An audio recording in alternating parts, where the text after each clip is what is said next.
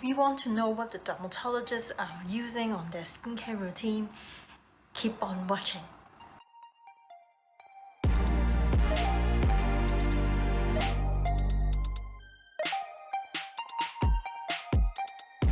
So I have rosacea skin, and it's a pretty difficult situation to tackle, especially I cannot cure it. It will follow me for the rest of my life. So I need to be smart with what I use on my skin. I couldn't just follow what I had been using before. I'm not gonna just follow what people are suggesting on their website or on their YouTube channel, what products works for them, or what the marketers or the advertisement are telling me what something is good for my skin. I've tried to listen to them, and it had some really bad effects on my skin. And so I turned to dermatologists when I was researching on the internet and seeing what kind of skincare steps dermatologists are either suggesting or following themselves. And what I found out, what they suggested or followed are quite similar to each other. So that is why I wanted to make this video to share this information, what I found out the dermatologists are following. It's actually not just for rosacea prone skin or sensitive skin. It is actually for everybody, whether you have combination skin, whether you're dry skin, oily skin. So it's suitable for everybody. And so this is what I found. Warnings. There are warnings from dermatologists while they were explaining their skincare routine. So you also want to put this into consideration when you're choosing or doing your skincare routine.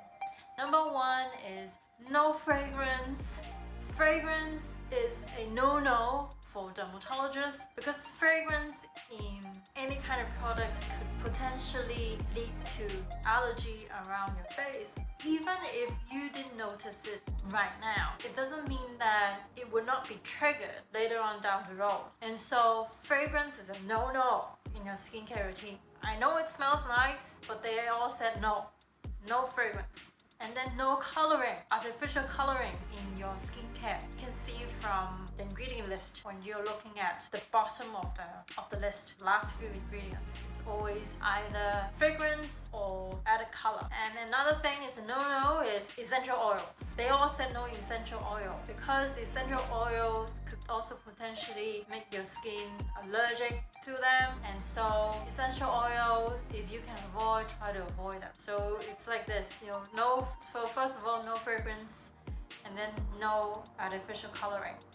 And then the essential oil will be, it's okay to have it, but best to avoid it. And then do not squeeze your pimples. Do not squeeze your blackhead. All of them says don't squeeze them, don't do anything with it. Use applied products. Squeezing them would damage your skin. It would make your skin red around that area. It could potentially lead to irritation of your skin. So from a professional perspective, they all said no, don't squeeze. Get your hands off your face. So I'm going to split the routine into a morning routine and a nighttime routine. So for morning routine, the majority of them said you don't really need to wash your face in the morning because during the night, your skin is trying to renew itself, and so there isn't much dirt on your face. It's not like you're going around town while you're asleep, and so there's no need for you to wash your face. If you really wanted to clean your skin, use a very gentle cleanser. Step number 2 would be putting on antioxidant serum. A lot of them use vitamin C serum and they just slap it on. The main reason why they all wear an antioxidant serum is because they say that when we go out to the sun, when we go out and about, there are free radicals around us. And these antioxidant ingredients would help to fight against these free radicals, which could potentially damage our good skin cell. So this antioxidant serum would be able to fight against them and protect our skin. So it goes hand in hand together with our sunscreen. So apart from vitamin C, they also suggested other ingredients such as green tea, soy protein. So these are some other ingredients that they would use as an antioxidant for their morning routine.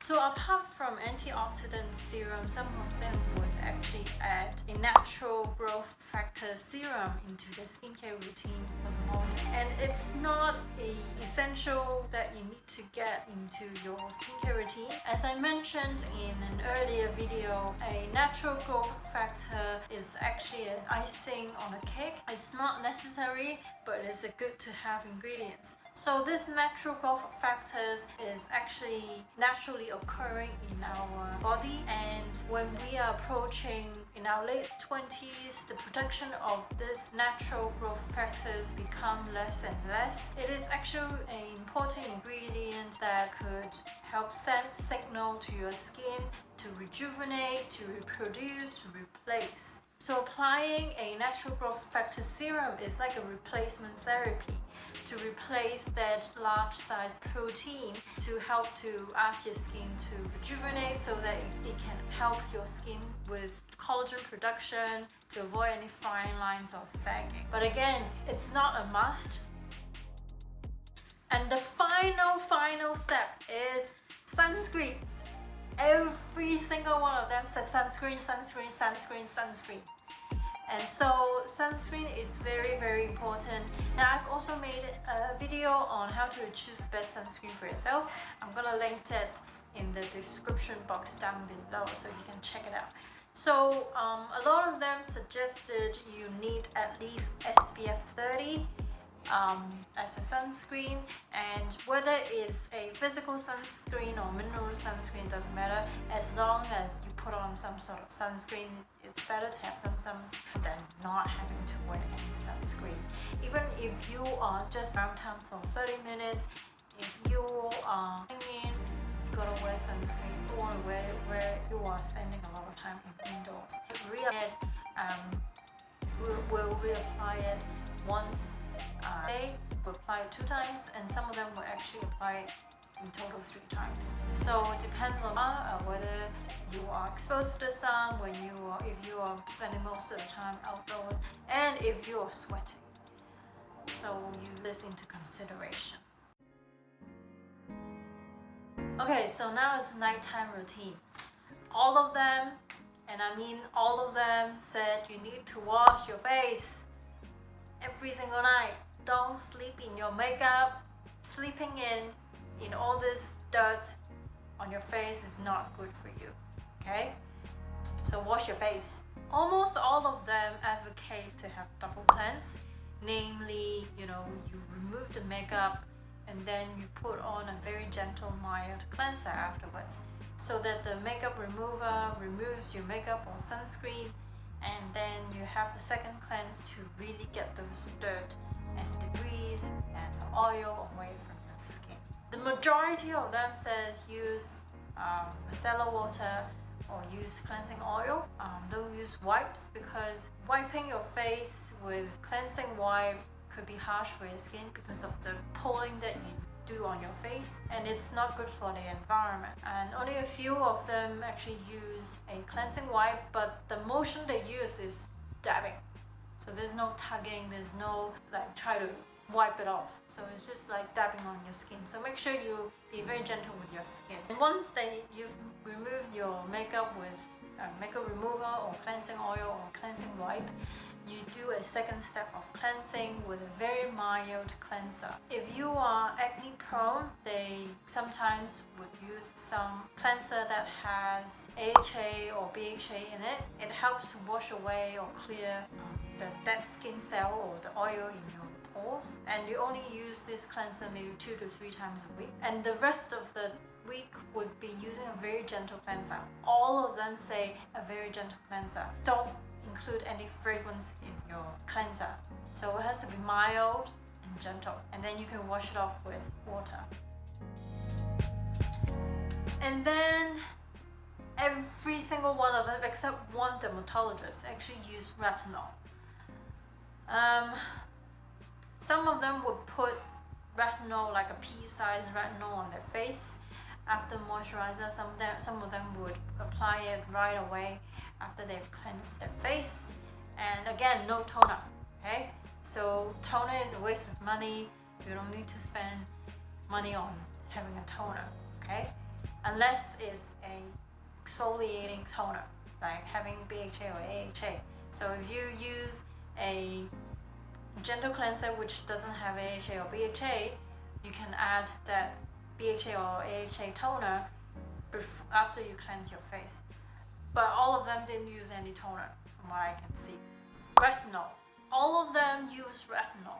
All of them rave about how this ingredient is good for you and it would help to accelerate your skin cell renewal and all that. So all of them use retinol except one dermatologist, and that dermatologist said that because of the potential of irritating the skin from retinol, she would opt for other ingredients that could also have similar benefit to the skin other than using retinol. So she stay away from retinol, but the rest of them use retinol on their face. And then moisturizer. All of them says put on a good oil moisturizer right after you cleanse your face. You actually apply it while your skin is still a bit wet so that it helps to lock down the moisture on your skin. Some of them would add a hyaluronic acid serum before the moisturizer, but not every single one of them is adding that step into the nighttime skincare routine. So it's up to you if you wanted to add hyaluronic acid into your skincare routine in the evening. If your skin is extra dry, then maybe. And then eye cream. There's some diverse opinion on eye cream. Some says that it's a waste of money because eye cream is just moisturizers packaged in a small container priced higher. Versus some other dermatologists said that the skin around our eyes are more sensitive and they are thinner. And so the ingredients that we use around our eyes needs to be more gentle compared to the rest of our face. So it's up to you to choose if you wanted to have a separate cream for your eye. And for those of you who are interested in what kind of eye cream that dermatologists use, they are just using some really basic eye cream that contains hyaluronic acid. They just lightly dab around the face. And they said that you don't need to use your ring finger. You just need to be gentle with your eyes around when you're applying them. And then some of them would add a lip balm before they go to bed. Some of them don't. So it depends on how dry your lip is. So you can add that into your routine as well. And all of them suggest that no fragrance, no color, just a normal, simple lip balm. If you're still watching, thank you so much for watching. I hope you enjoyed the information that I shared today, and hopefully you can get a perfect skincare routine for yourself. If you like this video, give this video a thumbs up. And if you have any question, you can leave your comments down below. Subscribe to my channel to support me to make more videos like this. I will see you in my next video. Bye!